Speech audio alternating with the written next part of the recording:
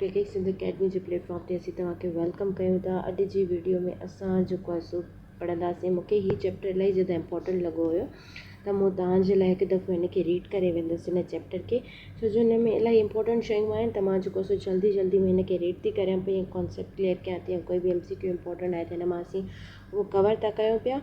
त हीउ लेक्चर इलाही लंबो थी वेंदो, इलाही ज़्यादा ॾुखो थी वेंदो, इन जे लाइ असां शुरूआति था करियूं पिया। त हिन में बेसिक शयूं मां तव्हांखे ॿुधाईंदसि। त सेल जी साइकिल ते हीउ चैप्टर आहे। त सेल साइकिल छा आहे, सेल साइकिल ते असां पढ़ूं था पिया। उन खां पोइ जेको आहे हिन में असां कवर कंदासीं क्रोमोज़ोम जी स्ट्रक्चर्स वग़ैरह। त हिते हिकिड़ी स्ट्रक्चर थी वञे पई, असीं हिन खे थोरो गौर था कयूं पिया। त ॾिसो, ग्रोथ छा आहे, हीअ सॼी न हिकिड़ी साइकिल आहे, सही आहे। ऐं G0 मीन्स की जिते ग्रोथ न थींदी, ठीकु आहे। उन खां पोइ G1 जिते ग्रोथ थींदी, preparation of DNA for synthesis जे लाइ। उन खां पोइ सिंथेसिस फेज़ हूंदो, DNA जी रेप्लिकेशन थींदी। रेप्लिकेशन असां हिन खे चवंदा आहियूं, माना हीअ ठहियो वरी उन जी हिकिड़ी कॉपी ठहे। उन खां पोइ G2 ग्रोथ 2 फेज़ आहे, प्रिपरेशन फॉर माइटोसिस जे लाइ प्रिपरेशन थींदी। उन खां पोइ हीअ माइटोसिस जा फेज़ आहिनि, ठीकु आहे। त उन में प्रोफेज़ थो अची वञे, मेटाफेज़ थो अची वञे, एनाफेज़ थो अची वञे ऐं टीलोफेज़ थो अची वञे पियो। उन खां पोइ असीं क्विक रीड था करे वञूं पिया। त क्रोमोज़ोम जो जेको टर्म आहे गिवन बाय जर्मन एम्ब्रियोलॉजिस्ट असां हुनखे चवंदा आहियूं जेको एम्ब्रियो जी स्टडी करे, नेम्ड उनजो नालो हुयो वॉल्टर फ्लेमिंग इन 1882 में। जेको क्रोमोज़ोम जो जेको लफ़्ज़ हुयो उहो जेको आहे सो हिकिड़ो एम्ब्रियोलॉजिस्ट हुयो जर्मन, वॉल्टर फ्लेमिंग 1882 में ॾिनो। उहो एग्ज़ामाइन पियो करे rapidly dividing cells in the salamander larva after treating with पेल्किन्स एनीलाइन। मक़सदु चवण जो इहो आहे कि हिकिड़ो न रैपिडली डिवाइडिंग सेल्स हिन ऑब्ज़र्व कया, हिन ॾिठा सैलामेंडर लार्वा में हिकिड़ो कलर ॾेई करे उन्हनि खे, ठीकु आहे। पोइ उन हुते हिकिड़ो ऑब्ज़र्व कयो क्रोमोज़ोम, सही आहे। ऐं इहो जर्मन एम्ब्रियोलॉजिस्ट जो नालो हुयसि वॉल्टर फ्लेमिंग 1882 में। पोइ हिन ऑब्ज़र्व कयो त क्रोमोज़ोम जेको आहे न उहो कलर्ड शेप आहिनि, ठीकु आहे। माना क्रोमोज़ोम जो मतिलबु छा हूंदो आहे, उहो हूंदो आहे कलर, ठीकु आहे। माना क्रोमोज़ोम हिकिड़ा अहिड़ा ऑर्गेनल्स आहिनि जीअं माइटोकॉन्ड्रिया ऑर्गेनल आहिनि, क्रोमोज़ोम हिकिड़ा अहिड़ा ऑर्गेनल आहिनि जेके कलर्ड शेप आहिनि, उहे थोरा डार्कर नज़र आया हिनखे। पोइ जेको आहे हिननि खे क्रोमोज़ोम जो नालो ॾिनो, पोइ उहो मिसनोमियर हुयो, माना इहो ग़लति नालो ॾिनल हुयो क्रोमोज़ोम्स खे, because it means coloured body. Later it was found that chromosome जेके आहिनि उहे कलरलेस हूंदा आहिनि। पहिरियां जेको आहे हिन छा कयो, हिन सम्झो कि जेको क्रोमोज़ोम आहे न, हीअ वारी क्रोमोज़ोम इहा कलर्ड बॉडी आहे, माना कलर्ड आहे। पोइ हिनखे ख़बर पई त इहा जेका क्रोमोज़ोम आहे न उहा कलरलेस आहे। हीअ क्रोमोज़ोम जी स्ट्रक्चर आहे, तव्हां ॾिसो हिकु दफ़ो हिनखे, ठीकु आहे। हिनखे असां आर्म्स चवंदा आहियूं, हिनखे असां सेंट्रोमियर चवंदा आहियूं। स्ट्रक्चर ऑफ क्रोमोज़ोम्स आहे, क्रोमोज़ोम्स थ्रेड लाइक स्ट्रक्चर थींदियूं आहिनि, appear at the time of cell division. जॾहिं बि सेल डिवाइड थियण वारो हूंदो आहे न, जॾहिं बि सेल डिवाइड थियण वारो हूंदो आहे तॾहिं क्रोमोज़ोम अपीयर थींदियूं आहिनि न्यूक्लियस में। Includes found in specific numbers में, स्पेसिफिक नंबर मिलंदियूं आहिनि, जीअं 22 पेयर क्रोमोज़ोम्स जा मिलंदा आहिनि ह्यूमन में, यानी टोटल 44 क्रोमोज़ोम्स मिलंदियूं आहिनि। Made up of chromatin material, chromatin material जो ठहियलु हूंदो आहे, क्रोमेटिन मटीरियल जो ठहियलु हूंदो आहे। क्रोमेटिन माना हिकिड़ो मटीरियल आहे। यूकैरियोटिक सेल्स में जेको सो क्रोमेटिन मटीरियल जो ठहियलु हूंदो आहे, उहे पेयर्स में मिलंदा आहिनि, स्पेसिफिक नंबर्स में मिलंदा आहिनि। थ्रेड लाइक स्ट्रक्चर्स आहिनि, सेल डिवीजन जे दौरान जेको आहे सो नज़र ईंदा आहिनि। उन खां chromosomes made up of DNA, chromosome DNA जो ठहियलु आहे, डीऑक्सी राइबो न्यूक्लियस जो। उन खां पोइ बेसिक प्रोटीन हिस्टोन, उन प्रोटीन खे हिस्टोन चऊं पिया। Appear during cell division in shape of rod में, जॾहिं बि सेल जी डिवीजन थींदी त हीअ रॉड जी शेप में मिलंदी, क्रोमोज़ोम्स हीअ रॉड जी शेप में मिलंदा। हूअं जेको आहे सो हीअं ई हूंदा आहिनि, ठीकु आहे। पर जॾहिं जेको आहे सो सेल जी डिवीजन थियण वारी हूंदी आहे त उहे रॉड शेप में अची वेंदा आहिनि। उहे प्रोटीन कहिड़ी प्रोटीन जा ठहियल आहिनि, हिस्टो जा ठहियल आहिनि, हे MCQ अथव, ठीकु आहे। उन खां chromosomes are different types, chromosome different क़िस्मनि जा हूंदा आहिनि, ठीकु आहे। Depending upon position of centromere, हे जेको सेंट्रोमियर आहे न, इन जी पोजीशन जे करे क्रोमोज़ोम्स डिफरेंट टाइप जा असांखे मिलंदा आहिनि। त उहे टाइप्स कहिड़ा आहिनि, नंबर 1 आहे असां वटि मेटासेंट्रिक। हिते तव्हां हीअ फिगर ॾिसो, मेटासेंट्रिक छा हूंदो आहे, उन में क्रोमोज़ोम जेको आहे न उहे इक्वल्स आर्म में हूंदा आहिनि, यानी कि हिते तव्हां हीअ फिगर ॾिसो त हिते जेके क्रोमोज़ोम्स आहिनि, हे मेटासेंट्रिक आहे न, हिते क्रोमोज़ोम्स जो जेके आर्म्स आहिनि उहे इक्वल आहिनि, ठीकु आहे, हिकु जेतिरियूं आहिनि। मेटासेंट्रिक में हिकु जेतिरियूं हूंदियूं, सेंट्रोमियर विच ते हूंदो, सब मेटासेंट्रिक में थोरो मथे हूंदो, एक्रोसेंट्रिक में थोरो मथे हूंदो, टीलोसेंट्रिक में जेको सो पहिरियां सेंट्रोमियर हूंदो, उन खां पोइ जेको सो आर्म्स हूंदियूं। त हिते इहा रीडिंग आहे त सब मेटासेंट्रिक में क्रोमोज़ोम्स विद अनइक्वल आर्म्स हूंदा, अनइक्वल आर्म्स। एक्रोसेंट्रिक और सब टीलोसेंट्रिक में rod like chromosomes you can with one arm very small and the other very long, one very small other very long. The centromere is subterminal हूंदो, centromere जेको सो subterminal ते हूंदो। उन खां पोइ telocentric location of centromere at the end of chromosome, जेका centromere जी लोकेशन हूंदी न at the end of chromosome हूंदी। In the beginning of cell division जी शुरुआत में each chromosome consist of but genetically identical copies of thread attach with each other call chromatids और sister chromatids. ठीक आहे। In the beginning of cell division में हिकिड़ो जेको क्रोमोसोम आहे न कंसिस्ट हूंदो आहे आइडेंटिकल कॉपीज़ जो थ्रेड लाइक स्ट्रक्चर से। ये जेको क्रोमोसोम आहे न आइडेंटिकल कॉपीज़ जो ठहियल हूंदा आहिनि जेके सिस्टर क्रोमेटिड्स चवंदा आहियूं। ठीकु आहे। उन जो जेको हे वारो पार्ट आहे उहो टिलोसेंट्रिक आहे, पी आर्म आहे, सेंट्रोमेयर आहे, क्यू आर्म आहे ऐं सेकेंडरी कंस्ट्रक्शन आहे। हितां माना जेको सो ॿी जेको सो क्रोमोसोम ठहे थी जेके डिवाइड थी करे वरी हिक मां ॿिनि मां ईअं माना जॾहिं सेल जी डिवीजन थींदी तॾहिं इहो थींदो। ठीकु आहे। मां हिन में जेको सो हिन ते एॾी ड्रैग नथी कयां पई, इंपॉर्टेंट शयूं ॿुधायां थी। मां हिन ते लेक्चर बि ठाहियो आहे MCQs में, बट जेको आहे हिते तव्हांजी बुक जी रीडिंग कराए वञा छो जो बुक में इलाही इंपॉर्टेंट शयूं बि आहिनि। मां चाहियां थी की उहो स्किप न थिए न मुंहिंजे स्टूडेंट खे हर हिकु शइ अचे। उनखां पोइ आहे त फॉर्मेशन ऑफ क्रोमोसोम कीअं ठहंदा आहिनि। ईच क्रोमोसोम यूकैरियोटिक सेल्स में ट्रू सेल्स में are compose of chromatin fibre जो ठहियल हूंदो आहे which is made of nucleosomes. जेको क्रोमेटिन फाइबर आहे न उहो न्यूक्लियोसोम जो ठहियल हूंदो आहे। Chromatin fibre are package by proteins. Chromatin fibre जेके हूंदा उहे प्रोटीन जा पैकेज्ड आहिनि। ठीकु आहे। Into condensed structure called chromatin. माना चए थो त क्रोमेटिन फाइबर जेको आहे न उहो प्रोटीन सां मिली करे जेको आहे सो हिकिड़ी कंडेंस स्ट्रक्चर ठाहींदा जेके असां क्रोमेटिन चऊं था पिया। क्रोमेटिन चऊं था। उनखां पोइ त क्रोमेटिन अलो कंदी आहे very long DNA molecule to fit into cell nucleus में। क्रोमेटिन जेको आहे जॾहिं क्रोमेटिन फाइबर मिली वियो प्रोटीन सां त हिकिड़ी छा ठही क्रोमेटिन ठही। इहे जेका क्रोमेटिन इहा वेरी लॉन्ग जेको DNA आहे मां तव्हांखे पहिरियां ॿुधाए चुकी आहियां DNA इलाही वॾो थींदो आहे त इहा जेका वेरी लॉन्ग जेका डिघी हुई DNA जो मॉलिक्यूल आहे फिट इनटू द सेल जी न्यूक्लियस में। जेको इहो वॾो DNA जो मॉलिक्यूल आहे जेको इलाही मीटरनि ताईं हूंदो आहे पोइ इहो नंढो सेल जे न्यूक्लियस में कीअं थो अचे पियो। इहा क्रोमेटिन जेको आहे सो हिनखे अलो थी करे पई, माना इहो वकोड़ियल हूंदो आहे। ठीकु आहे। हूअं अगरि ॾिसजे त इलाही डिघो हूंदो, ईअं इलाही मीटर्स जी फॉर्म में हूंदो, पर हे वकोड़ियल आहे त इन जे करे हिन शेप में अची थो वञे पियो इन क्रोमेटिन जे करे। ठीकु आहे। उनखां पोइ त क्रोमेटिन अलो कंदी आहे DNA खे जो फिट इन द सेल में। ड्यूरिंग सेल डिवीजन में chromatin condenses further to form microscopically visible chromosomes. ठीकु आहे। क्रोमेटिन छा कंदी उहा कंडेंसिस थी वेंदी फर्दर टू, माना जेका क्रोमेटिन आहे न उहा अञा वधीक सोढ़ी थी वेंदी, अञा वधीक वकोड़जी वेंदी, फॉर्म कंदी microscopically visible chromosomes.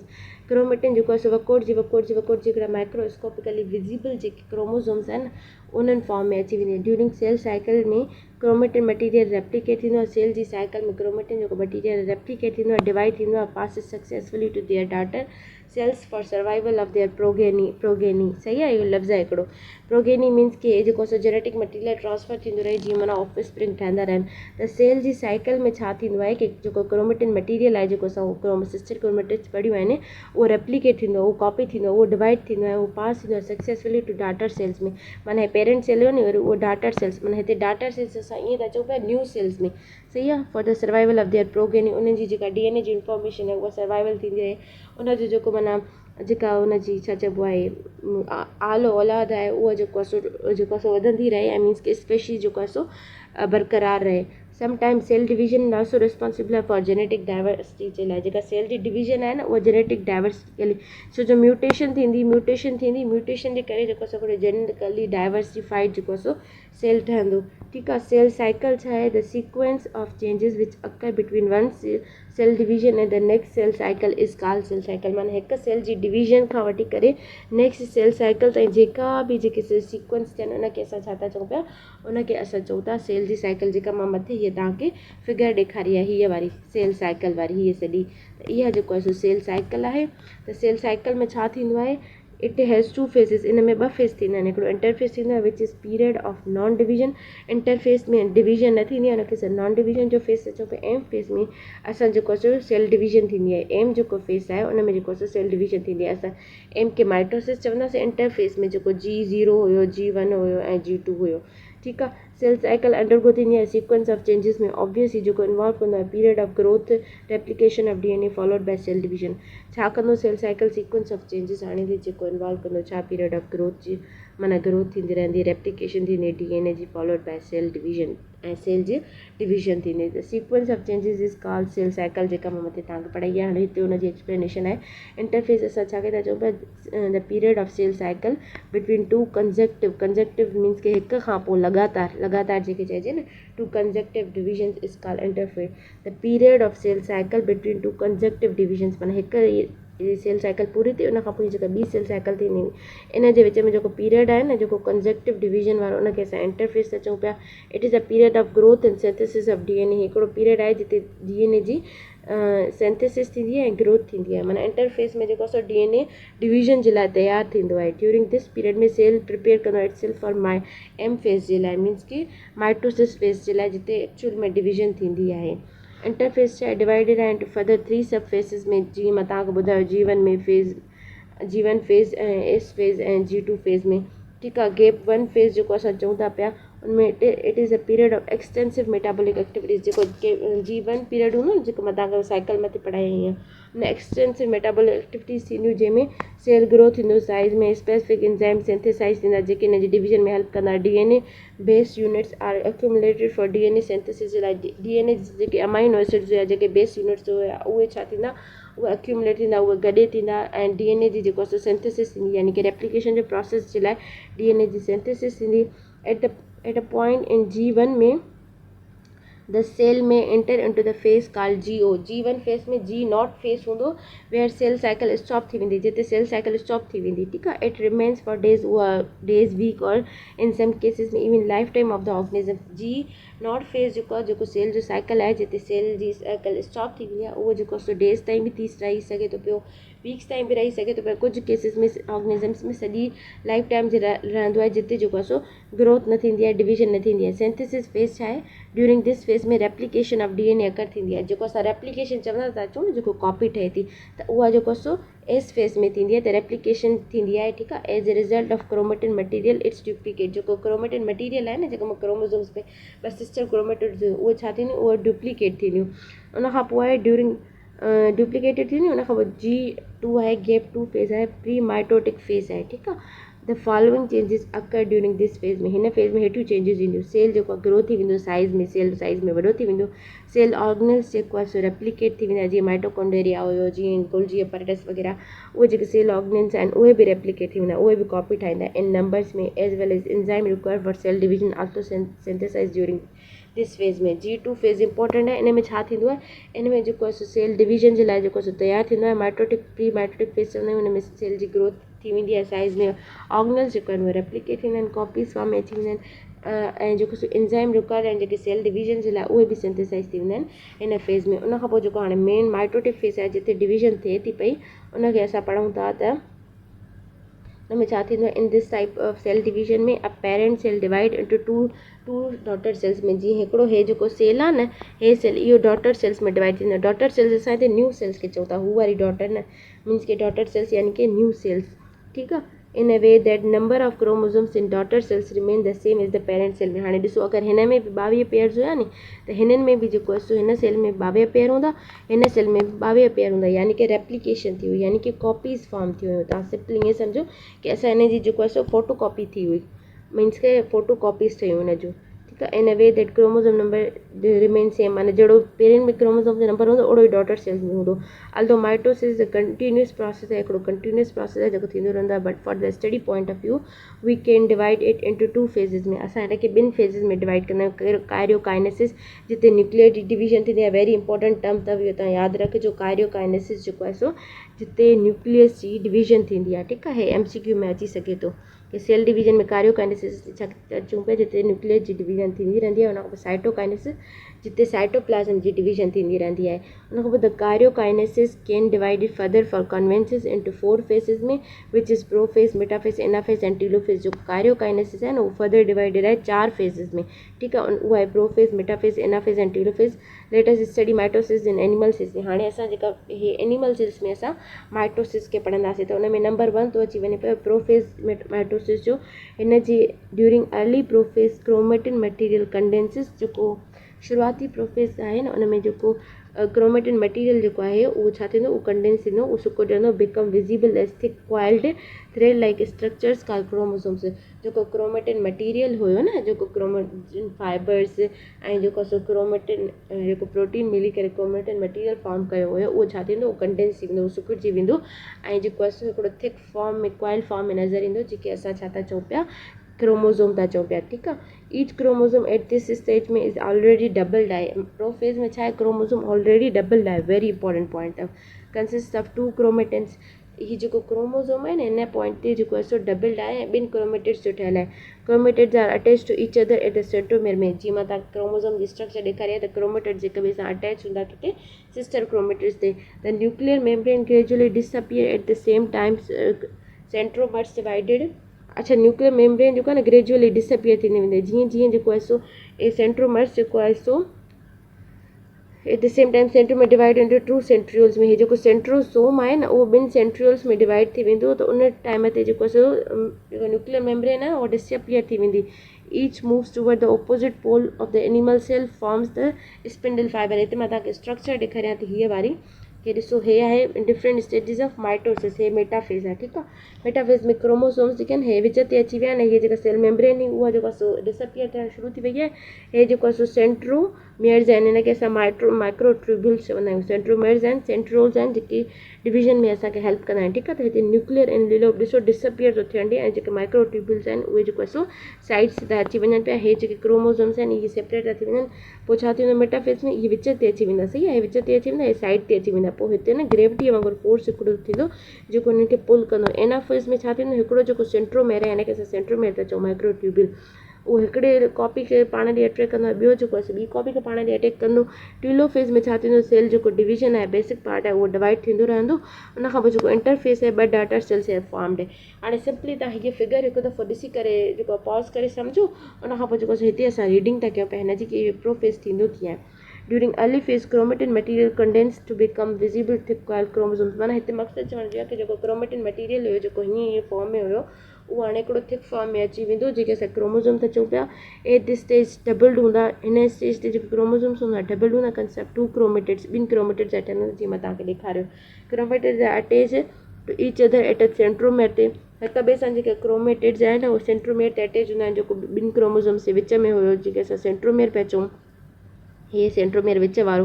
The nuclear membrane gradually disappear थी वेंदी, हिते न्यूक्लियर मेम्ब्रेन ख़तमु थियणु शुरू कंदी। Eight the same time the centrosomes जेके हुया आहिनि डिवाइडेड टू फॉर्म 2 सेंट्रियोल्स। जेके सेंट्रोसोम्स बि हूंदा आहिनि, सेल जा ऑर्गेनल्स आहिनि, सेंट्रोसोम्स असां हुनखे चवंदा आहियूं, सही आहे।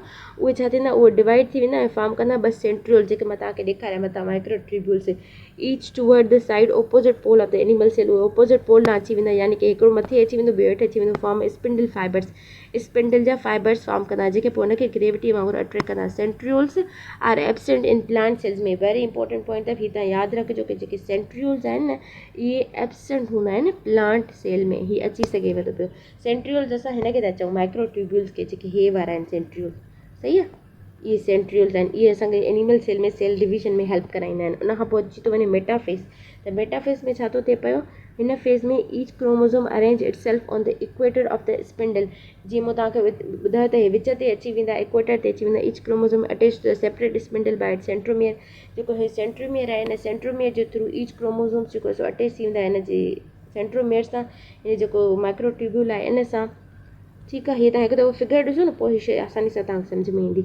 उन खां एनाफेज़ आहे, इन दिस फेज़ में द स्पिंडल फाइबर्स कॉन्ट्रैक्ट थी वेंदा, जेके स्पिंडल फाइबर्स उहे कॉन्ट्रैक्ट सुकिड़िजी वेंदा। सेंट्रोमियर ऑफ क्रोमोसोम डिवाइड थी वेंदो, जेको क्रोमोसोम जो जेको सेंट्रोमियर आहे न उहो बि डिवाइड थी वेंदो, ठीकु आहे। The chromatin of each chromosome separate to form from each other. जेको क्रोमेटिड्स हुया न, हाणे जेको हीअं वारा हुया न, इहे हाणे हिक ॿिए खां सेपरेट थी वेंदा, हितां खां हिक ॿिए खां सेपरेट थी वेंदा, ठीकु आहे। उन खां पोइ छा आहे कि न हीअं सेपरेशन थींदी, ठीकु आहे।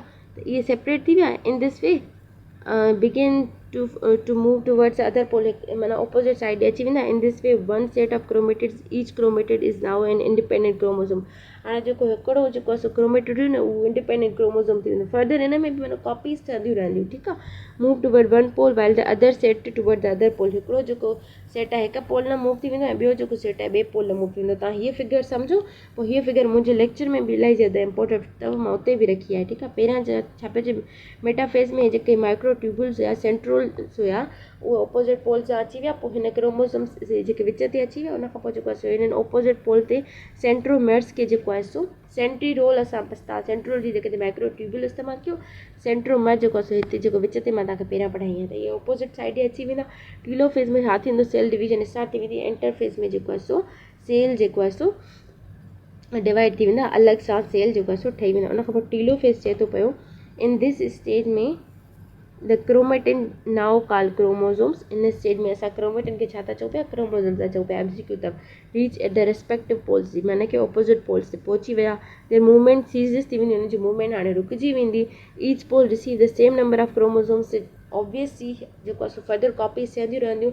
त जेको हिकिड़ो पोल हुयो जेको ऑपोजिट साइड हुई, हुन सेम नंबर ऑफ क्रोमोसोम्स वरिता। जेको ॿियो जेको पोल हुयो माना ऑपोजिट पोल जेको so same number of chromosomes वरिता इज़ वर इन द पेरेंट सेल में, जेके माना जेतिरा पेरेंट सेल में हुआ। अच्छा कीअं ॾिसो, सिंगल सिंगल अचे थो नी, वरी हे फर्दर डिवाइड थी वेंदा, फर्दर इन जूं कॉपीज़ ठहंदियूं। सही आहे।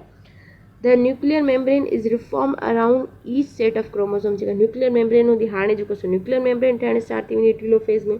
In this way 2 daughter nuclear form in each cell में। अच्छा हे सॼो प्रोसेस थिए कीअं थो, एॾो डिटेल में नथा वञूं, बेसिक तव्हां इहे फिगर सम्झो। हे जेको सेंट्रोमेल्स हुया ऑपोजिट पोल न अची विया, हे जेको विच ते अची वियो, हुन खां पोइ जेको सो हिन डिवाइड कयो, कॉपीज़ वग़ैरह ठहणु स्टार्ट थी वियो। टीलोफेज़ में न्यूक्लियर मेम्ब्रेन अपीयर थी वई, उन खां पोइ छा आहे, उन खां पोइ इंटरफेज़ आहे, ॿाहिरि जेको सेल्स ठही विया। हाणे जेको आहे सो साइटोकाइनेसिस आहे, जंहिंमें साइटोप्लाज़म जी डिवीजन थींदी आहे। Soon cytoplasm of cell also divide थी वेंदो। जेको साइटोप्लाज़म आहे सेल जो, उहो बि डिवाइड थियणु शुरू कंदो। 2 डॉटर सेल्स फॉर्म थी वेंदा, जीअं हे फॉर्म थी विया हिते।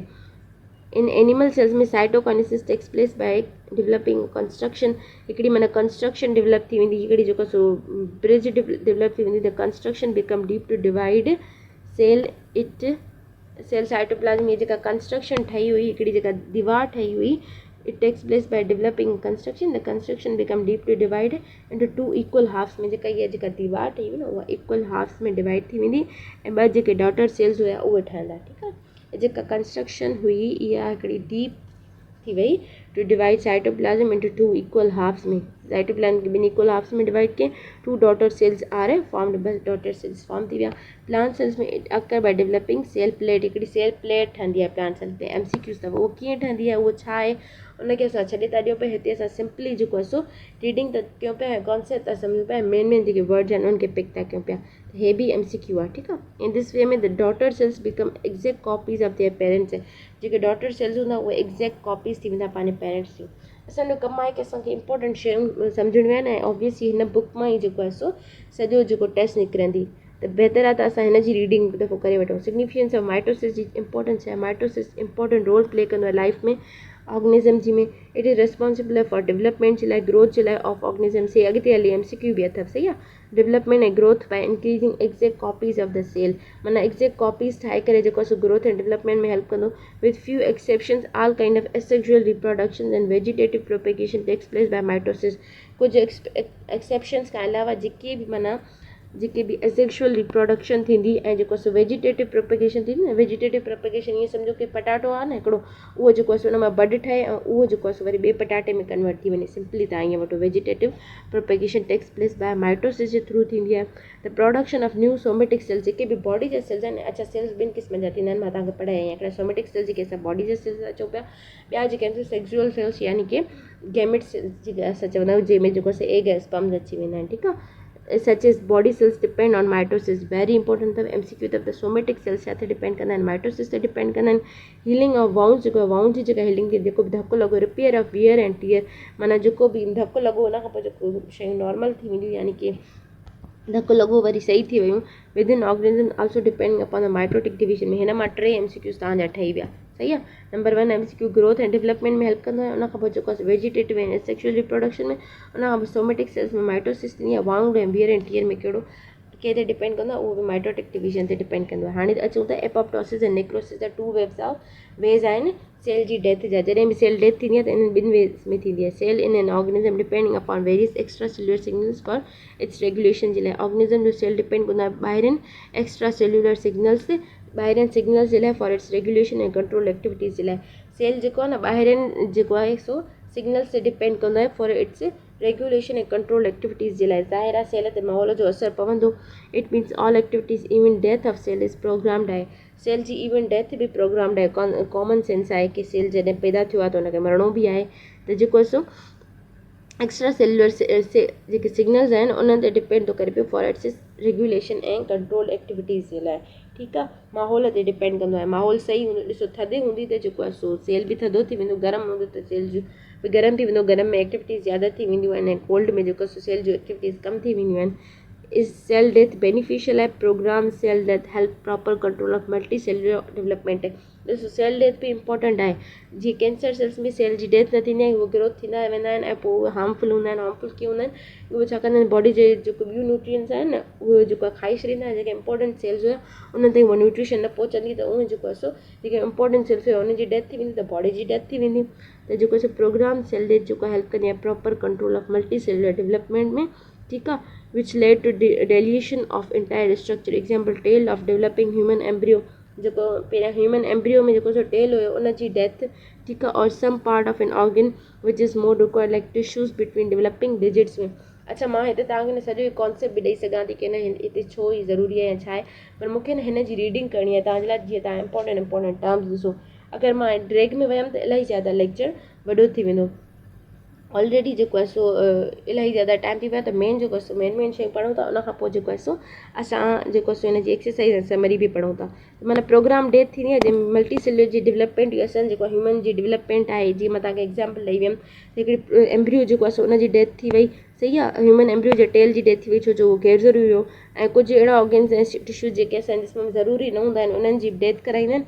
अगरि इहा न थी आहे त जीअं उहो जेको आहे सो हार्मफुल हुजे। माना प्रोग्राम जेका डेथ आहे उन जे लाइ beneficial. Two ways of cell division थींदी आहे मल्टी सेलुलर ऑर्गेनिजम्स में। जीअं ह्यूमन आहे उनमें ॿिनि क़िस्मनि जी जेको आहे सो सेल डेथ थींदी आहे, एपोप्टोसिस और सेल्फ डिस्ट्रक्शन, जेका पंहिंजो पाण कराए, ऑटोफेगी जेको पंहिंजो पाण खाए। वेरी इंपॉर्टेंट टर्म अथव, यादि रखिजो। प्रोग्राम्ड चेंज, माना प्रोग्राम चेंजिस थींदी, यानी कि इन जा सिग्नल्स मिलंदा न्यूक्लियस मां, ब्रेन मां, which led to sequence of physiological changes, जेके फिजियोलॉजिकल चेंजिस आणींदा, यानी कि टेम्परेचर, डाइजेशन, एंजाइम्स वग़ैरह।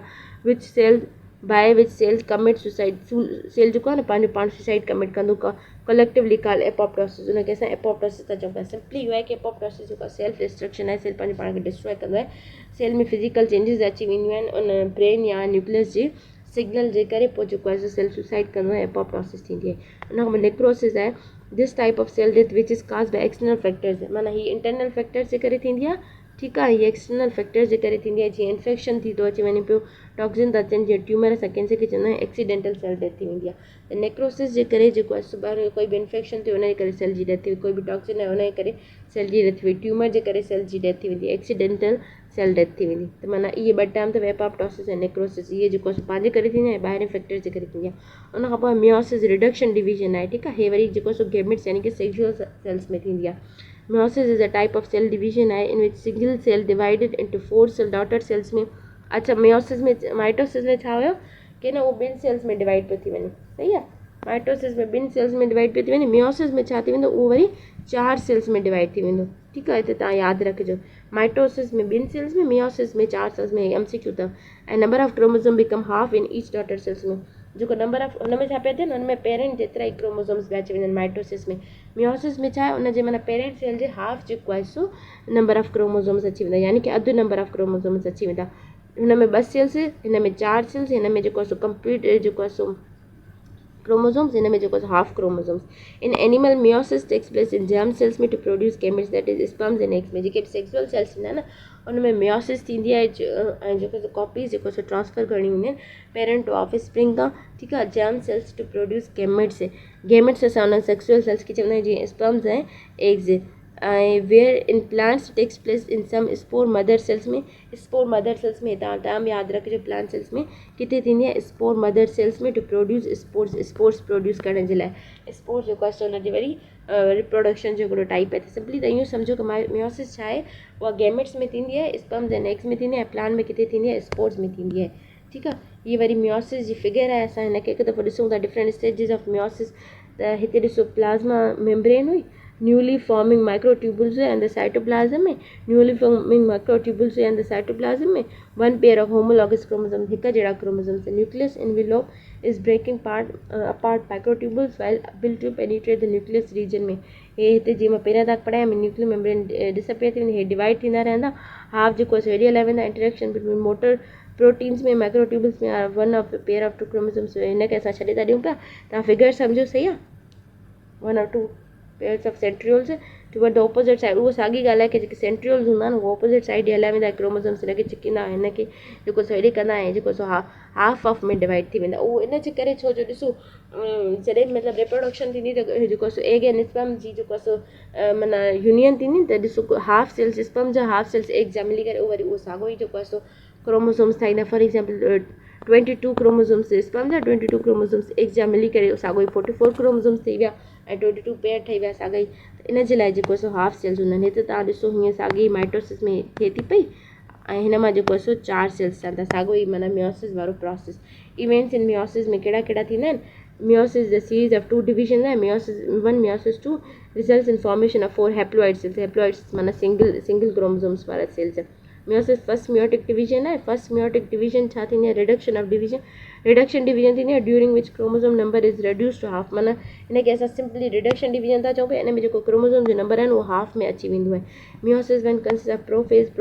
मेटाफेज 1 एनाफेज 1 ऐं टेलोफेज 1 सेम वरी उहो साॻियो जेको असां माइटोसिस में पढ़ी आयासीं फ़र्क़ु सिर्फ़ु एतिरो आहे कि हुन में डबल हुया हिन में सिंगल हूंदा it consist of longest phase of meiosis very important अथव ठीकु आहे लॉन्गेस्ट फेज ऑफ meiosis कहिड़ो आहे प्रोफेज 1 आहे इट इज़ सब डिवाइडेड इंटू फॉलोइंग में लेप्टिटीन ऐं ज़ाइगोटीन पेचिटीन डिप्लाइटीन डाइकाइनेसिस लेप्टिटीन छा आहे ड्यूरिंग दिस स्टेज में following changes occur the chromatin network break into a specific number of long thread bead like structures called leptidine हिनखे असां छॾे था ॾियूं पिया एॾो डीप में नथा वञूं तव्हां हिन फिगर खे हिकु दफ़ो सम्झो कि हिते हे साॻियो ई बसि हे वारो कॉन्सेप्ट आहे ठीकु आहे हिकु दफ़ो तव्हां हिनखे रीडिंग करे छॾियो त जीअं माना हे लफ़्ज़ बि तव्हांखे अचनि हिन छो जो मां सम्झाईंदमि त वरी लेक्चर वॾो थी वेंदो सब स्टेज में फॉलोइंग चेंजेस occur हेठियूं चेंजेस थींदियूं क्रोमेटिन नेटवर्क ब्रेक थी वेंदो जेको क्रोमेटिन नेटवर्क भॼी पवंदो specific number of thin beaded threads में माना हे जेको क्रोमेटिन नंबर हुयो नी हाणे छा हे डबल हुयो नी हाणे छा थी वेंदो सिंगल में थी वेंदो ठीकु आहे leptotene each thread has two morphological similar leptotene ठीकु आहे इन ईच सेल में कॉल होमोलॉगस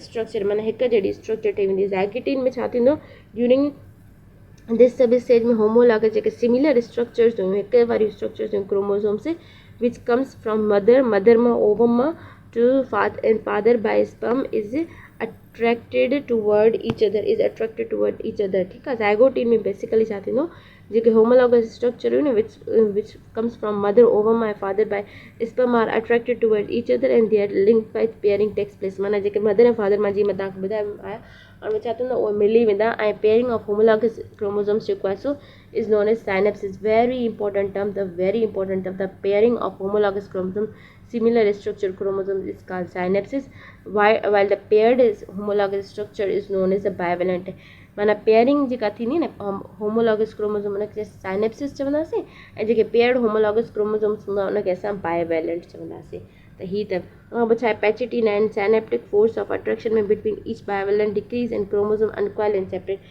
साइनेप्टिक फोर्सिस में छा थींदो attraction between each bivalent decrease थी वेंदी ऐं क्रोमोसोम अनकॉइल एंड सेपरेट थी वेंदा The separation is however incomplete when the paired chromosomes are in contact with each other at more and more points. The simple वो है कि माना साॻियो ई माना तव्हां माइटोसिस वारो कॉन्सेप्ट वठो बसि हिते ई आहे हिते जेको आहे सिंगल सेल्स जेको आहे सो डिवाइड थी वेंदा ठीकु आहे हिकु दफ़ो तव्हांजी रीडिंग जे लाइ मां तव्हांखे पढ़ायां बि हिते चैसमेटा बि इंपॉर्टेंट वर्ड अथव इहो बि यादि रखी छॾियो each homologous chromosomes split longitudinally except the centromere region में जेके होमोलॉगस क्रोमोसोम्स या सिमिलर स्ट्रक्चर्स हुआ उहे लॉन्गिट्यूडनली स्पिल थी वेंदा सवाइ सेंट्रोमियर जे now each bivalent is compose of 4 chromatids जो ठहियलु हूंदो therefore is known as bivalent tetrads very important अथव ठीकु आहे हिनखे सम्झण जे लाइ तव्हां हिकु दफ़ो इहा वारी फिगर सम्झो त हे ॾिसो बाइवेलेंट टेट्राड्स आहिनि माना कि 4 में डिवाइड थी विया सही आहे त हिते तव्हां हिनखे ॾिसो उनखां पोइ छा आहे उनखां पोइ आहे कि डिप्लोटीन में छा आहे each homologous chromosome exchange their parts of chromatid at the chiasmata जेको आहे सो उन ते चाइसमेटा जेका इहे विच में लाइन ठहे थी उन ते जेको आहे सो क्रोमेटिड्स डिवाइड थी वेंदा their exchange of segments of chromatids at chiasmata between homologous chromosomes is called crossing over chiasmata ते जेके हे क्रोमोसोम सेपरेट थी विया उनखे असां छा था चऊं पिया इनखे असां क्रॉसिंग ओवर चऊं था उनखे असां छा था चऊं इनखे असां क्रॉसिंग ओवर चऊं था इंपॉर्टेंट अथव diakinesis during this sub stage में न्यूक्लियर मेम्ब्रेन्स आर डिसअपियर थी वेंदा हिन सब स्टेज में छा थींदो न्यूक्लियर मेम्ब्रेन डिसअपियर थी वेंदा जिते माइटोटिक अपैरेटस जेको आहे सो माइटोटिक अपैरेटस जो स्पिंडल्स उहे कंप्लीटेड थी वेंदा स्पिंडल फाइबर्स जेके ठहनि पिया जेको सेंट्रोमर्स हुया उहे जेको आहे सो कंप्लीटेड थी वेंदा chiasmata move from centromere toward the end at the chromosome like zipper माना उहो साॻियो ई कि हाणे छा थींदो हाणे जेको आहे सो सेल जेको आहे सो माइटोटिक ऐं ॿिया जेका ऑर्गेनल्स वग़ैरह आहिनि उहे जेको आहे सो पंहिंजी साइड से अची वेंदा ऐं जेको ज़िपर फॉर्म में विच ते अची वेंदा ऐं डिवाइड थी वेंदा। This movement of chest beta is known as terminalisation. Very important of the terminalisation असां छा था चऊं पिया त जेको आहे सो माइटोटिक एपारेटस जेको हुयो नी माइटोटिक स्पिंडल उहे कंप्लीट थी विया ऐं चेस्ट बीटा जेके move to the from the centromere toward the ends of chromosomes is like a zipper. माना चेस्ट बीटा छा थी उहो हाणे हीअं डिवाइड थी वियो। हिते हे वारो ॾिसो था चेस्ट बीटा छा थी उहो ज़िपर वांगुरु डिवाइड थी वियो। माना हे हाणे पाण में डिवाइड थी विया। इन जे लाइ जेको आहे सो हिते तव्हां हिकु दफ़ो ॾिसो की हे ॾिसो हे डिवाइड थी विया। सिंपल फॉर्म में की हिते हे डिवाइड थी वञे चेस्ट में टर्मिनलाइजेशन असां इन खे था चऊं पिया। उन खां पोइ आहे की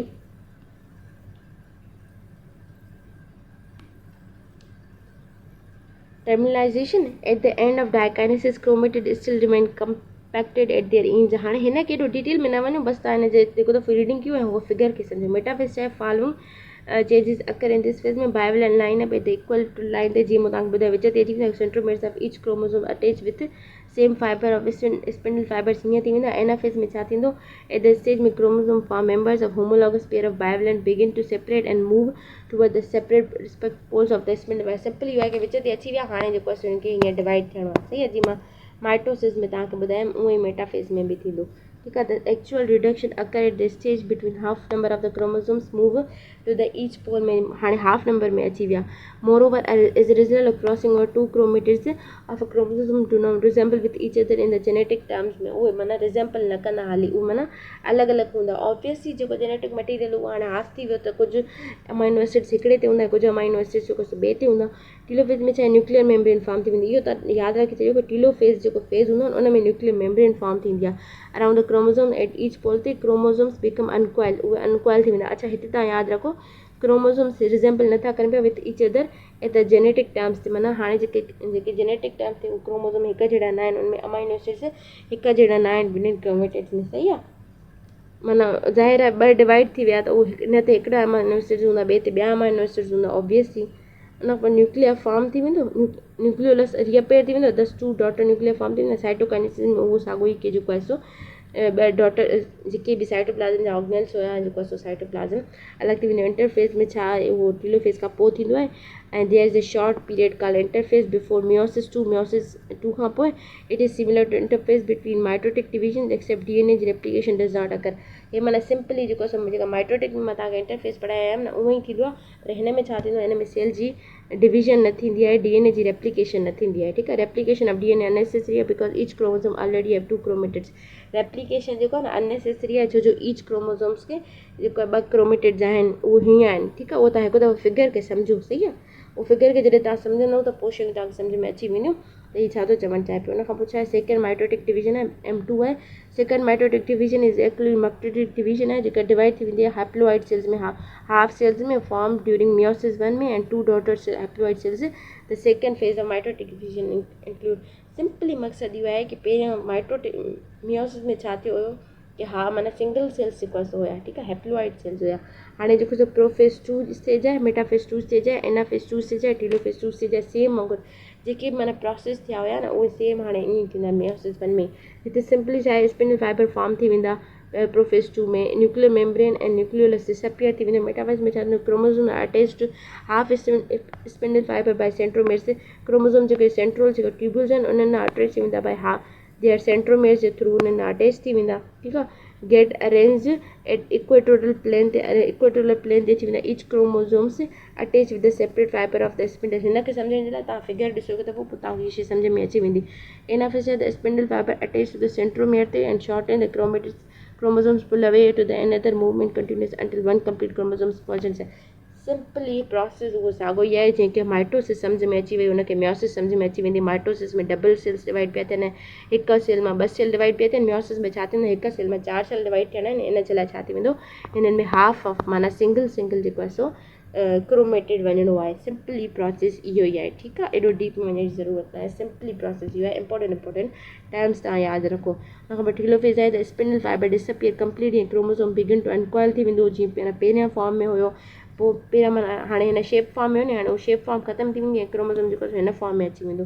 दे become longer instinct and form group of each pole ते around each nuclear envelope is form simply जेको आहे हिते जेको न्यूक्लियर मेम्ब्रेन ठही वेंदी ऐं जेको अनकॉइल थी वेंदो आफ्टर क्रायोकाइनेसिस न्यूक्लियस जी डिवीजन खां पोइ क्रायोकाइनेसिस असां चवंदा आहियूं न्यूक्लियस डिवीजन खां पोइ ईच हैप्लोइड म्योटिक सेल जेको आहे जेके सिंगल माना हैप्लोइड म्योटिक सेल्स हुया जिते क्रोमोसोम जो नंबर सिंगल हुयो the cytokinesis that is division of cytoplasm occur थी वेंदी ऐं दस 4 हैप्लोइड सेल्स फॉर्म थी वेंदा माना सिंगल जेको न्यूक्लियस and the chromosomes वारा cells जो कसो फॉर्म थी वेंदा what happen in the absence of meiosis में in the absence of meiosis में number of chromosomes would have been double giving rise to abnormal growth में changes in species characteristics and may prove fatal ऐसा जॾहिं meiosis न थींदे chromosome छा थी वेंदो साॻियो ई डबल नंबर ई रहंदो मियोसिस जो मक़सदु इहो आहे की सिंगल नंबर में ट्रांसफर थियणो आहे ठीकु आहे त जीअं अॻिते माना गेमेट्स जेके पहिरें एग स्पम्स मिलनि त वरी उहो नंबर जेको आहे सो बैलेंस थी वञे अगरि हिते ई जेको आहे सो सिंगल न थींदो डबल थी वेंदो त छा थींदी म्यूटेशन थी वेंदी एबनॉर्मल ग्रोथ थी वेंदी ऐं स्पेशीज़ जो जेको करेक्टरिस्टिक्स आहिनि DNA सॼी इंफॉर्मेशन कंटेन थो करे पियो उहे स्पेशीज़ जा जेके करेक्टरिस्टिक्स आहिनि उहे चेंज थी वेंदा ऐं फेटल यानी की नुक़सानु थी वेंदो ठीकु आहे मियोसिस जो मक़सदु इहो आहे की सिंगल असांखे इंफॉर्मेशन ॾियणी आहे ऐं माइटोसिस आहे उहो डबल इंफॉर्मेशन ईंदी कॉन्स्टेंट नंबर ऑफ क्रोमोसोम्स हूंदा इन जी सिग्निफिकेंस आहे हाणे हिन मां MCQ निकिरंदव constant number of chromosomes meiosis maintain कंदी आहे chromosome number constant from generation to generation ॾिसो असां जेको चऊं था त ह्यूमन में 44 क्रोमोसोम्स आहिनि ठीकु आहे उहो ॾिसो कीअं था थियनि पिया ॾिसो 22 जेको आहे सो मदर खां आया 22 जेको आहे सो फादर खां आया त उहे 22 मिली करे 44 थी विया अगरि फॉर एक्ज़ाम्पल म्यूटेशन थी आहे फॉर एक्ज़ाम्पल फादर जी में मदर मां 22 अचनि हा पर फादर जी मां 44 अचनि हा क्रोमोसोम्स ऑब्वियसली म्यूटेशन अची वञे हा पोइ जॾहिं जेको आहे सो करे न थी वेंदो आहे XX क्रोमोसोम्स अची वेंदा आहिनि वरी XX XXX क्रोमोसोम अची वेंदा आहिनि वरी किथे XYY क्रोमोसोम्स अची वेंदा आहिनि त एॾो डीप में न वञो जेके बायोलॉजी पढ़ियल आहे सुठे वे में उनखे इहा शइ सम्झ में अची वई हूंदी की मां छा थी चवणु चाहियां पई ठीकु आहे हिते एॾो एक्सप्लेन करण जो टाइम न आहे ऐं न ई ज़रूरत आहे हिते असां सिर्फ़ु टर्म्स था पढ़ूं पिया उन खां पोइ ड्यूरिंग द दिस फैक्ट में half it is due to the fact that meiosis reduce कंदी आहे डिप्लॉइड नंबर ऑफ क्रोमोसोम्स खे टू द हाफ में हैप्लॉइड में माइटोसिस में छा आहे डिप्लॉइड त यानी कि ॿिनि वारा था ठहनि पिया हैप्लॉइड में छा आहे सिंगल वारा था ठहनि पिया ड्यूरिंग फर्टिलाइज़ेशन में diploid number of chromosomes is restored very important उहो साॻी पॉइंट आहे जेको मां तव्हांखे ॿुधायो की जॾहिं बि फर्टिलाइज़ेशन थींदी रिप्रोडक्शन थींदी त उन में जेको आहे सो जेको हाफ नंबर आहे क्रोमोसोम्स जो उहो डबल थी वेंदो ऐं डबल नंबर जेको आहे सो रीस्टोर थी वेंदो उहो साॻियो ई असांखे वापसि मिली वेंदो रिस्पॉन्सिबल आहे for genetic variation among species like crossing over थींदी आहे मियोसिस प्रोवाइड कंदी opportunity for exchange of genes between homologous chromosomes thus case cast genetic variations among species में ॾिसो जेका बि जेनेटिक वेरिएशन स्पेशीज़ में आणींदी ॾिसो पेरेंट ॿारु जेको आहे सो पेरेंट्स जहिड़ो त आहे पर थोरो माना उन खां मुख़्तलिफ़ आहे इहा माना इनखे वेरिएशन चइजे ठीकु आहे जेकॾहिं ॿार बि पेरेंट जहिड़ो हुजे त माना सम्झो कॉपीज़ ठहंदी वञनि हा पोइ वेरिएशन न अची आहे त variation are the raw materials of the evolutionary process आहे वेरिएशन छा आहे रॉ मटीरियल आहे इवोल्यूशनरी प्रोसेस जो इवोल्यूशनरी प्रोसेस वेरी इंपॉर्टेंट अथव असां इवोल्यूशन चैप्टर ठाहींदासीं त उते मां तव्हांखे सम्झाईंदमि त इवोल्यूशन जे लाइ न माना जेको आहे सो जेको सॼी दुनिया आई आहे उन में वेरिएशन अगरि न हुजनि त फॉर एक्ज़ाम्पल हिकिड़ी बीमारी अची वञे त सॼियूं ई दुनिया ख़तमु थी वञे ठीकु आहे उहो दुनिया ख़तमु इन लाइ नथी थिए छो जो हिकिड़ी बीमारी अचे त फॉर एक्ज़ाम्पल उहा ह्यूमन ते अटैक करे थी उहा ॿियनि एनिमल्स ते अटैक नथी करे या जेको सो जेका एनिमल्स ते अटैक करे थी प्लांट्स ते अटैक करे थी उहा ह्यूमन ते नथी अटैक करे त ईअं आहे त जेका इहा वेरिएशन आहे न इहो रॉ मटीरियल आहे इहा मेंटेन रखंदी थी अचे पई इवोल्यूशन जो प्रोसेस उन खां पोइ आहे मियोसिस जा एरर्स कहिड़ा कहिड़ा आहिनि इन द नॉर्मल कोर्स में meiosis 2 chromosomes of each homologous pair separate थींदा आहिनि इंटायर टू 2 गैमेट्स में बट समटाइम्स हिकिड़ो pair of homologous chromosome fail to separate from one another during meiosis 1 में मियोसिस 1 जे दौरान में this phenomena is called non distinction उहो साॻियो ई प्रोसेस आहे काथे काथे न माना हे सेपरेट थियणु विसरी वेंदा आहिनि पोइ जॾहिं सेपरेट थियणु विसरी वेंदा त उहो डबल अची वेंदा ऐं छा थी वेंदी उहा वेरिएशन जेको आहे हिकिड़ी एबनॉर्मल शइ अची वेंदी उनखे असां नॉन डिस्टिंक्शन था चऊं पिया उहो किथे थींदी मियोसिस 1 में थींदी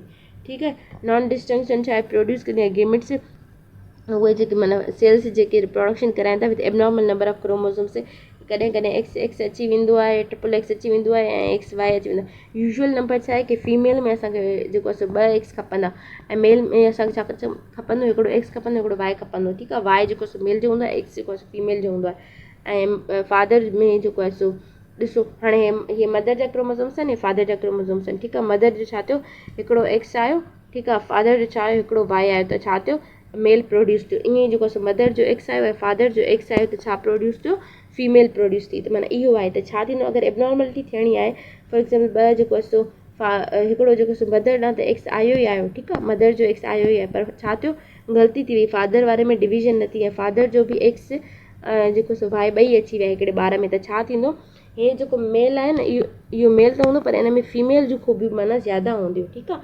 वरी ईअं ई जेको आहे सो अगरि माना मदर जा जेको आहे सो 2 अची था वञनि पिया ऐं फादर जो जेको आहे सो अची वञे, इन में छा थींदो वरी माना फीमेल में मेल जा करेक्टरिस्टिक घणा हूंदा। एॾो डीप में नथा वञूं, त सिंपली मां इहो कॉन्सेप्ट ॾियां थी कि जॾहिं बि हे वारियूं शयुनि में एबनॉर्मलिटी अची वेंदी त उन में जेको आहे सो करेक्टरिस्टिक्स में जेको आहे सो चेंजिस अची वेंदियूं आहिनि, ठीकु आहे। नॉन डिस्टिंक्ट मीन्स के क्रोमोसोम्स में इधर with less number or extra number of chromosomes is such abnormally fused with the normal gametes में the resulting zygote असां उनखे चवंदा आहियूं जॾहिं पेरेंट्स जा सेल जेको आहे एग एंड स्पर्म मिली वञे ज़ाइगोट फॉर्म थी वञे, यानी कि बेबी फॉर्म थी वञे, उनखे असां ज़ाइगोट चवंदासीं, ज़ाइगोटिक सेल चवंदासीं, will have abnormal number of chromosomes है। सिंपली मक़सदु चवण जो आहे कि जॾहिं एक्स फीमेल जा आहिनि, एक्स वाई मेल जा आहिनि, त नॉर्मल इहो आहे कि एक्स हेॾां अचे वाई हेॾां अचे तॾहिं इहो माना पुटु प्रोड्यूस थींदो, या एक्स हेॾां हीअ मदर जी अचे ऐं एक्स हेॾां फादर जी तॾहिं डाटर प्रोड्यूस थींदी। एबनॉर्मल इहो थींदो कि फॉर एक्ज़ाम्पल मदर जो एक्स त अची वियो पर फादर जो एक्स वाई अची वियो, त हाणे हे एबनॉर्मल थी वियो, हिते बेबी पुटु त थींदो पर उन में फीमेल जा करेक्टरिस्टिक घणा हूंदा, ठीकु आहे।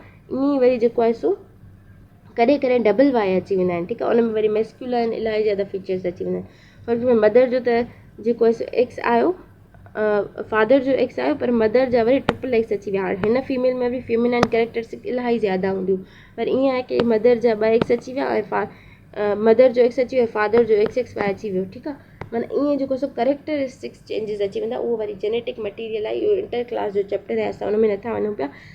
सिंपली तव्हां कॉन्सेप्ट इहो सम्झो कि जेको आहे सो ऐं नॉर्मल जेका डिवीजन थींदी आहे उहा ईअं थींदी आहे जीअं मां तव्हांखे ॿुधाई, एक्स वाई या वाई जेको आहे सो एक्स, ईअं माना द टर्म ऑफ हाणे समरी त असां पढ़ो आहे क्रोमोसोम जेको आहे कंहिं ॾिनो आहे, फ्लेमिंग ॾिनो आहे 1982 में।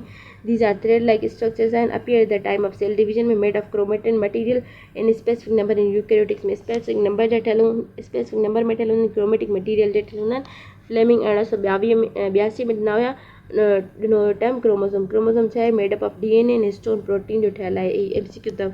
There are 4 types of chromosomes थींदा आहिनि, metacentric, submetacentric, acrocentric and telocentric, centromere जी पोजीशनिंग जी बेसिस ते। उन खां पोइ छा आहे, sequence of change occur during between 2 successive cell divisions is called cell cycle. माना हे जेको सेल साइकिल मां तव्हांखे पढ़ाए वियसि, ठीकु आहे। The cell cycle is mainly consist of 2 phases, cell division and interphase. Cell divide थींदो, इंटरफेस जिते सेल नॉर्मल रहंदो। इंटरफेस छा आहे, डिवाइडेड फर्दर इनटू 3 सबस्पेसीज में GS एंड G2 ऐं कॾहिं कॾहिं वरी GO बि अची वेंदो आहे। माइटोसिस माना बेसिकली 3 में डिवाइडेड आहे, वरी G1 जो पार्ट जेको आहे सो GO आहे, ठीकु आहे। माना स्टार्ट में जेको आहे सो GO हूंदो, उन खां पोइ जेको आहे सो G1 में जेको सो कन्वर्ट थी वेंदो। Mitosis a type of cell division आहे जिते पेरेंट सेल डिवाइड थी वेंदा आहिनि इंटू 2 डॉटर सेल्स में। The same number of chromosomes is the parent cell contain. Simply अगरि 2 जेको आहे सो डिवाइड थी विया हिन में, ऐं जेको आहे सो हिते बि 22 आहे त हिते बि 22, हिते बि 22, ईअं सम्झो, सही आहे। उन खां पोइ आहे द मियोसिस आहे the type of cell division in which single cells divided into 4 daughter cells में number of chromosomes become half of the parent cell. जीअं मां तव्हांखे सम्झायां कि जेको आहे सो हिन में हाफ थी वेंदो नंबर, हुन में डबल थी वेंदो। ऐं मियोसिस में छा थींदो, माइटोसिस में 2 सेल्स में, मियोसिस में 4 सेल्स में, हिन में जेको आहे सो डबल नंबर ऐं हिन में जेको आहे सो सिंगल नंबर थी वेंदो, सही आहे। इन एनिमल में meiosis takes place in germ cells में, वाइल इन प्लांट्स में it takes in spores of mother to produce gametes and spores respectively, सही आहे। हाणे जर्म सेल्स यानी कि पेरेंट्स जा सेल्स जितां जेको रिप्रोडक्शन थींदी एग ऐं स्पर्म में, ऐं प्लांट में किथे थींदो, मदर जे स्पोर्स सेल्स में जिते स्पोर्स फॉर्म थींदा ऐं स्पोर्स छा कराईंदा, गेमेट प्रोड्यूस कराईंदा ऐं स्पोर्स प्रोड्यूस कराईंदा। इन्हनि स्पोर्स ऐं गेमेट्स जे थ्रू प्लांट में जेको आहे सो रिप्रोडक्शन थींदी आहे। Meiotic error where a pair of homologous chromosomes fail to separate form one another called non-distinction में वेरी इंपॉर्टेंट। त जिते म्यूटेशन माना सिंपली असां चऊं त माना जीअं मां तव्हांखे सम्झायो वियमि XY क्रोमोसोम्स ऐं YY क्रोमोसोम्स वग़ैरह वारो, त माना सेपरेट थियण में जेकॾहिं ग़लती थी वञे त सॼी जेको आहे चेंजिस अची वञे, ऐं इनखे असां नॉन डिस्टिंक्शन त चओ पिया।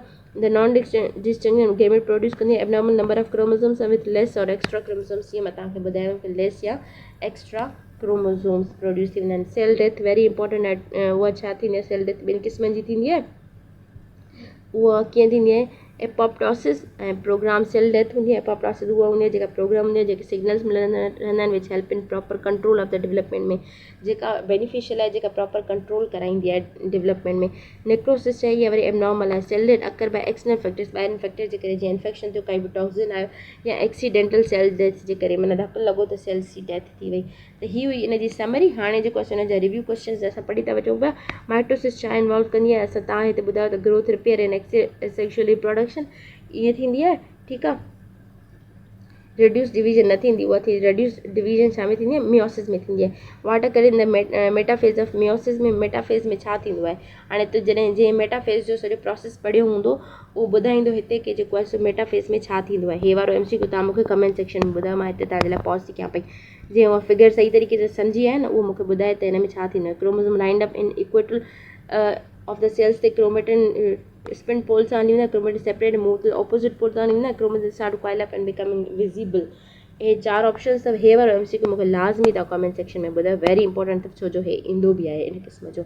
कोई मिसमैच लेके एनाफेज़ में छा थींदो आहे, क्रोमेटिन मूव थी वेंदा आहिनि, प्रोफेज़ में छा थींदो आहे, सेंट्रोमियर मूव थी वेंदा आहिनि, टीलोफेज़ में छा थी वेंदो आहे कि न्यूक्लियर मेम्ब्रेन डिसअपियर थी वेंदी आहे, ऐं मेटाफेज़ में छा थी वेंदो आहे, क्रोमेटिन लाइन अप थी वेंदा आहिनि। ठीकु आहे। अञा खां पोइ छा आहे, हिन में तव्हां मिसमैच कहिड़ो आहे उहो तव्हां पाण ॾिसो। ठीकु आहे। मां तव्हांखे सॼो ई चैप्टर कवर कराई आहे, तव्हां हिकु दफ़ो ॾिसो कि हिन में छा थींदो आहे।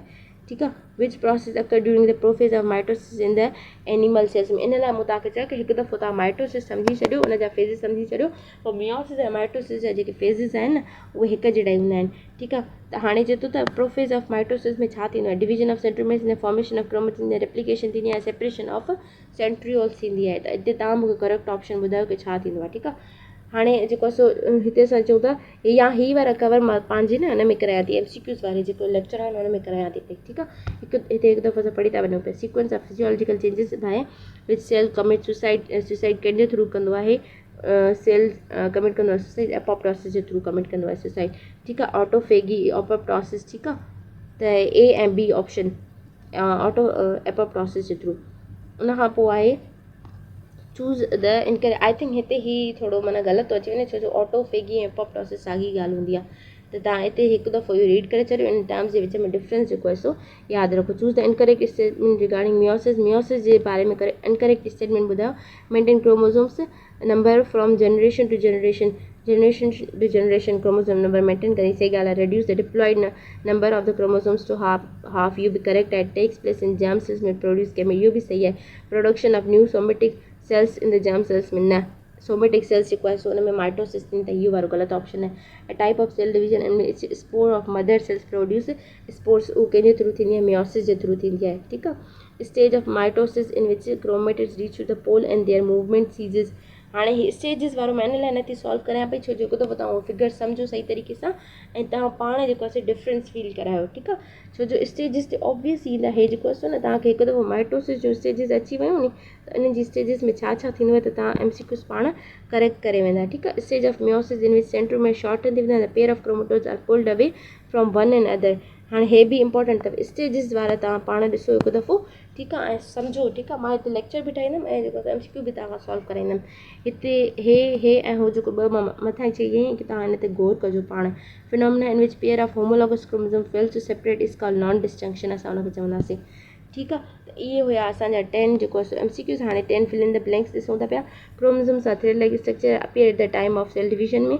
ठीकु आहे। Sequence of changes which occurs between one cell division and the next is called cell cycle. The two chromatids are attached to each other with the help of centromere. Chromosome is in the cell which are similar to each other in shape and size is called homologous chromosomes or same structure chromosomes. Chromosomes with one arm very small and the other arm very long is called. हाणे हिते उहो जेके chromosomes जा मां तव्हांखे type ॿुधाया आहिनि न, वन आर्म वेरी लॉन्ग ऐं वन आर्म वेरी शॉर्ट, उहो वारो उहे 4 फेज़िस अथव, उन्हनि मां तव्हां ॾिसो ऐं हिते मूंखे ऑप्शन तव्हां पाण ॿुधायो कमेंट सेक्शन में। ठीकु आहे। हीअ मां सिर्फ़ु इन जे लाइ थी कयां पई त जीअं तव्हां अगरि मां ऑप्शन ॿुधाईंदी वेंदमि कि अच्छा हे सही आहे, हे सही आहे, हे सही आहे, त तव्हांखे पाण खे सोचण जो मौक़ो न मिलंदो। ठीकु आहे। पहिरियां तव्हां पाण सोचो, जंहिंखे करेक्ट ऑप्शन अचे थो उहो कमेंट सेक्शन में ॿुधाए, नथो अचे हिकु दफ़ो ॿीहर लेक्चर ॾिसे उन फिगर खे सम्झे, उन खां पोइ जेको आहे सो भले कमेंट सेक्शन में लिखे, पर माना हिकु दफ़ो सोचे कि अच्छा हिन जो ऑप्शन इहो आहे। ठीकु आहे। उन खां पोइ छो जो हे वारा न थोरो मुश्किल हूंदा आहिनि ऐं इंपॉर्टेंट बि हूंदा आहिनि। ठीकु आहे। इन जे लाइ मां तव्हांखे नथी ॿुधायां, तव्हां पाण ॾिसो इहे शयूं। Chromosome consist of 2 genetically identical copies of thread like structure called chromatin sister chromatin असां हुनखे चवंदासीं। Period of extensive metabolic activities in which cell grow enzymes are synthesised called interphase में। In the animal meiosis produce छा कंदी आहे, meiosis produce कंदी आहे gamete sales. During metaphase में homologous chromosomes arrange themselves on the हिन ते विच ते जेको आहे सो आणींदी आहे। ठीकु आहे। हिनखे छा चइबो आहे, उहो लेक्चर में हिते वर्ड अथव मथे C सां वर्ड अथव। ठीकु आहे। Cell death is which is caused by external factors is called necrosis. त ही मां तव्हांजे लाइ रीडिंग कई आहे, इलाही महिनत करे जेको आहे मां तव्हांजे लाइ रीडिंग कई आहे। त जीअं जेके मेन टर्म्स जेके मां लेक्चर में कवर न पई करे सघां, उहो हिकु दफ़ो हिन रीडिंग जे थ्रू तव्हांखे कवर कया। स्टेजिस मां तव्हांखे इन लाइ नथी ॿुधायां पई, छो जो हिकु दफ़ो तव्हां पाण हिते पॉज़ करे स्टेजिस ॾिसो, इन्हनि खे सम्झो। मां सम्झाए चुकी आहियां, पर हिकु दफ़ो सम्झो ऐं पोइ जेको आहे उन लिहाज़ सां तव्हां हू वारा हेठि वारा MCQ सॉल्व कयो। एक्सरसाइज़ तव्हां पाण बि सॉल्व कयो। जॾहिं तव्हां पाण सॉल्व कंदव, तव्हांखे पाण खे सोचण जो ऐं डिफ्रेंशिएट करण जो मौक़ो मिलंदो। मां ॿुधाईंदी रहंदसि, हिन जो कोई फ़ाइदो न आहे। जेका एडवांस टीचिंग आहे उन में इहो थींदो आहे कि टीचर तव्हांखे गाइड कंदो रहंदो आहे, टीचर तव्हांखे ॿुधाईंदो